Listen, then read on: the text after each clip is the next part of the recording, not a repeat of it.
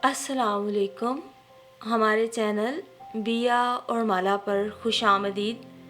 अगर आप हमारे इस चैनल पर पहली दफ़ा आए हैं या आपने अभी तक सब्सक्राइब नहीं किया तो बिया और माला को सब्सक्राइब करना ना भूलिए। खुदा बख्श चौकीदार अपनी साइकिल के हैंडल से गोश्त के चंद लिफाफे लटकाए तेज तेज पैडल मारता हुआ अपनी धुन में चला जा रहा था।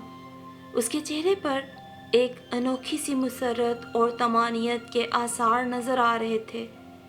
एक इंतहाई गरीब से मोहल्ले में पहुंचकर उसने एक घर के सामने साइकिल रोकी और घर का दरवाज़ा बजाया।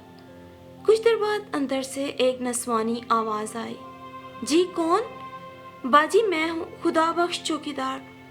उसके बुलंद आवाज़ से जवाब देते ही दरवाज़ा खुला और दुपट्टे के पल्लू से चेहरा ढांपे एक औरत नजर आई। खुदा बख्श ने निगाहें झुकाते हुए उस खातून को बड़े एहतराम से सलाम किया, हाल अहवाल पूछा, ईद की मुबारकबाद दी और गोश्त का एक छोटा सा शॉपर उसकी तरफ बढ़ाते हुए कहा, लें बाजी, ये आपका हिस्सा है।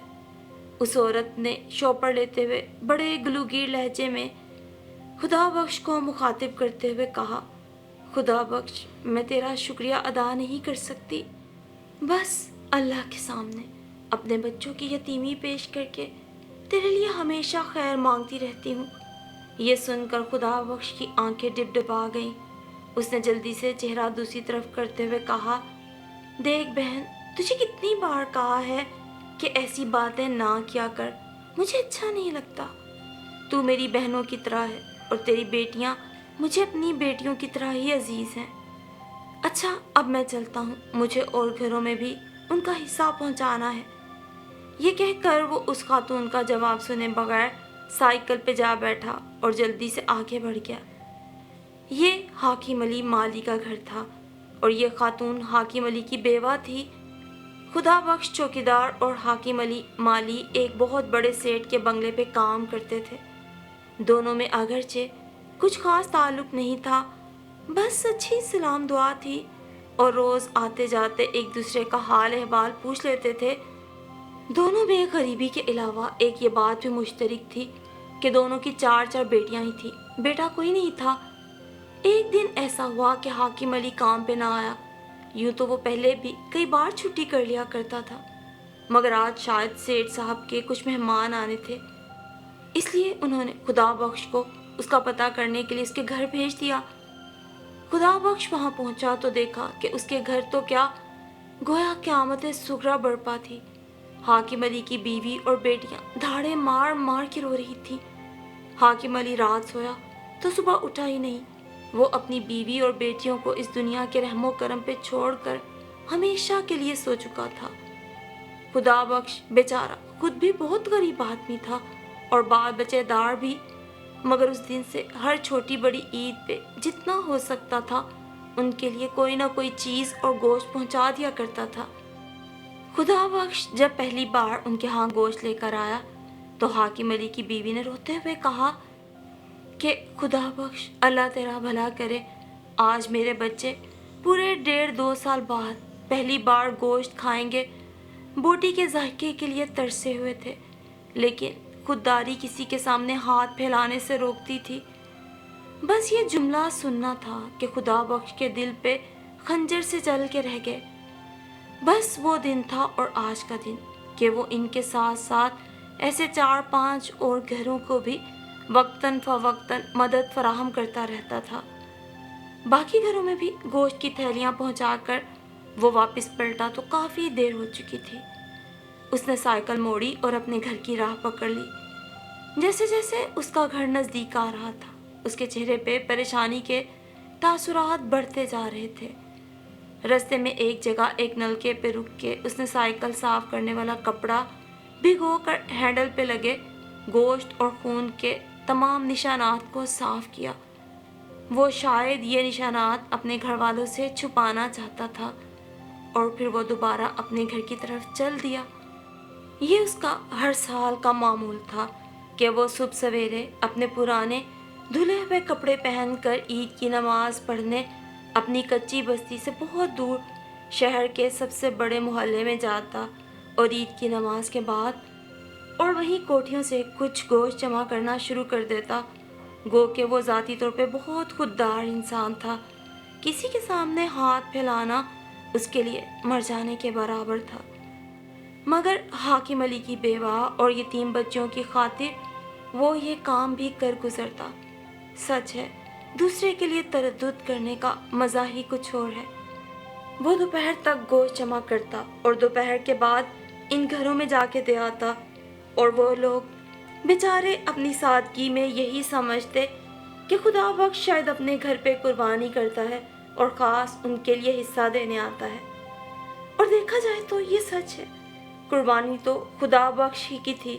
وہ اپنی عزت نفس اور خودداری کے گلے پہ چھری پھیر کر انہی لوگوں کے لیے دوسروں کے سامنے دامن پھیلا کر گوشت اکٹھا کیا کرتا تھا، اور ظاہر ہے خدا بخش یا اس جیسے کسی بھی خوددار انسان کے لیے ہاتھ پھیلانے سے بڑی قربانی اور کیا ہو سکتی تھی۔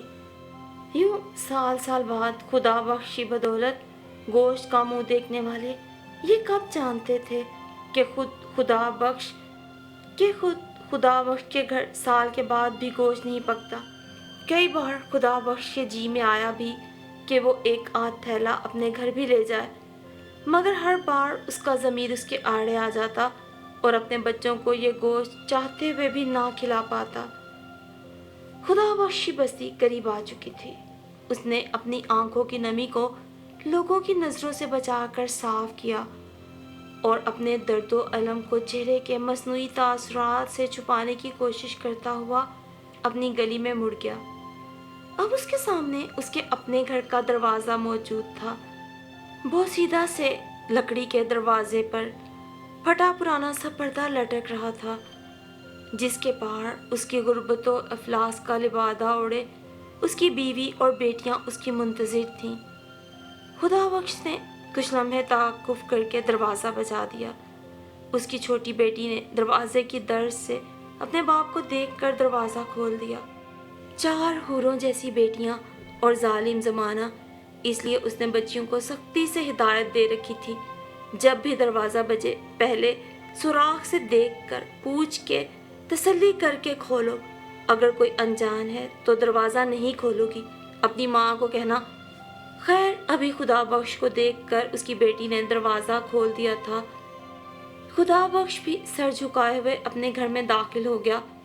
اس نے اسی طرح اونچی آواز میں سب کو سلام کر کے سر اٹھایا تو دیکھ کے حیران رہ گیا کہ اس کے صحن کے بیچوں بیچ کھانے پکانے کا سامان ڈھیر لگا ہوا ہے، اور ساتھ ہی ایک تھیلے میں اچھا خاصا گوشت بھی پڑا ہوا ہے۔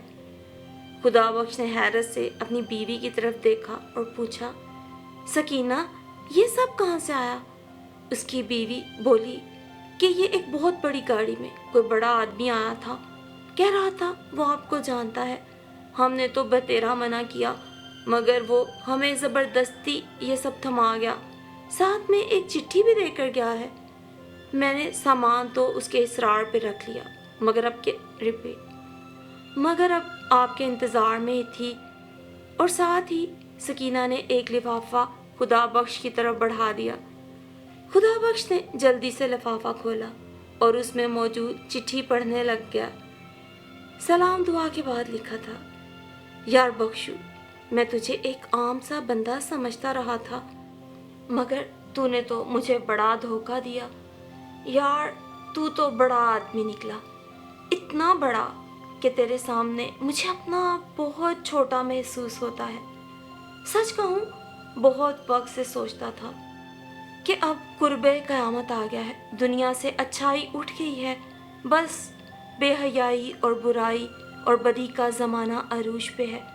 آج کے دور میں بھلا اللہ والے کہاں ملتے ہیں، وہ جنہیں ہم ولی اللہ یعنی اللہ کا دوست کہتے ہیں۔ آخر الزماں ہے، اچھے لوگوں کا اٹھ جانا بھی ایک نشانی ہے۔ یقین کر یار، میں بڑے بڑے علماء کے پاس گیا، لیکن ان سے بھی دل اوب گیا، کیونکہ بظاہر نیک اور بہت پارسا نظر آنے والے لوگ، باریش لوگ جو اپنے ارد گرد بیٹھے ہوئے غریبوں گناہگاروں کو مشکل وظائف بتا کر انہیں اسلام کی طرف بلاتے ہیں، انہیں نیکی کی ہدایت کی راہ دکھاتے ہیں۔ در حقیقت جب میں نے ان سے ذاتی مراسم بنائے ان میں بھی مجھے کوئی ایسی خوبی نظر نہیں آئی کہ میں سوچتا اس زمانے میں بھی اللہ کے دوست یعنی ولی اللہ موجود ہیں۔ خیر یہ تو میری زندگی کی میری تلاش کی کہانی ہے جو کافی لمبی ہے۔ بہرحال اکثر لوگوں سے میں اس ضمن میں بات کرتا تھا کہ اچھائی اٹھ گئی ہے، اچھائی اٹھ گئی ہے۔ پھر ایک روز باتوں باتوں میں کسی نے تیرا تذکرہ کیا۔ مجھے تیرے بارے میں کچھ باتیں کہیں سے پتہ چلی تھی۔ پھر میں نے سارا دن تیرا پیچھا کیا۔ وہی نا کہ مجھے یقین نہیں رہا تھا اچھے لوگ ہیں۔ عید کا دن تیرا پیچھا کرنے میں گزار دیا کہ آج کے دور میں بھی کوئی کسی کے لیے تردد کر سکتا ہے۔ خیر ہوتے ہوتے تو حاکم علی کے گھر تک پہنچ گیا۔ وہاں سے مجھے تیرے بارے میں باقی سب پتہ چل گیا، اور جب تیرے گھر آیا تو پتہ چلا کہ تیرے اپنے گھر کے حالات بھی بالکل انہی لوگوں جیسے ہیں۔ بخشو تو نے تو گویا میرا ایمان تازہ کر دیا۔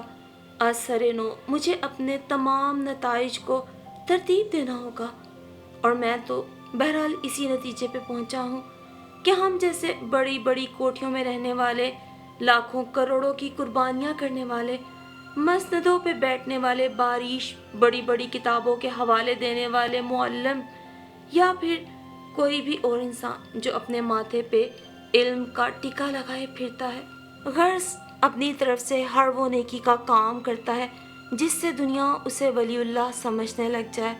لیکن سچ کہوں تو میری نظر میں آج کے دور میں تو حقیقی اللہ کا دوست یعنی ولی اللہ ہے، کیونکہ تجھے اللہ نے وہ دل دیا ہے جو انسانوں کے دکھوں تکلیفوں کو محسوس کرتا ہے، اور پھر تو ان کے دکھ تکلیف دور کرنے کے لیے بھاگ دوڑ بھی کرتا ہے، بے لوث بھاگ دوڑ۔